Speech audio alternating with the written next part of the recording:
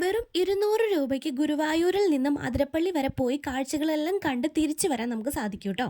ഗുരുവായൂരിൽ നിന്നും ചാലക്കുടി വരെ നമ്മൾ ട്രെയിനിലാണ് പോയത്. ഒരാൾക്ക് 15 രൂപയാണ് ചാർജ് വന്നത്. ചാലക്കുടി റെയിൽവേ സ്റ്റേഷനിൽ ഇറങ്ങി അവിടുന്ന് ചാലക്കുടി ബസ് സ്റ്റാൻഡിലേക്ക് നമ്മൾ പ്രൈവറ്റ് ബസ്സിൽ കയറുക. 10 രൂപയാണ് ഒരാൾക്ക് ചാർജ് വരിക.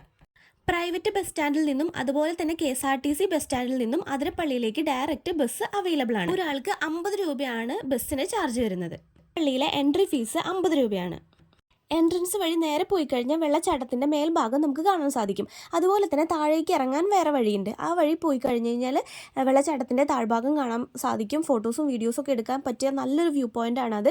വെള്ളച്ചാട്ടത്തിന് ശരിക്കുള്ള ഭംഗി ആസ്വദിക്കണമെങ്കിൽ നമുക്ക് താഴേക്ക് ഇറങ്ങിയേ പറ്റും. കാഴ്ചകളെല്ലാം കണ്ടതിന് ശേഷം തിരിച്ചു വരാനും അതിരപ്പള്ളിയിൽ നിന്ന് ഓരോ അരമണിക്കൂർ ഇടവിട്ടും ചാലക്കുടി ബസ് സ്റ്റാൻഡിലേക്ക് ബസ്സുകൾ അവൈലബിൾ ആണ്. 50 രൂപയാണ് ചാർജ് വരിക.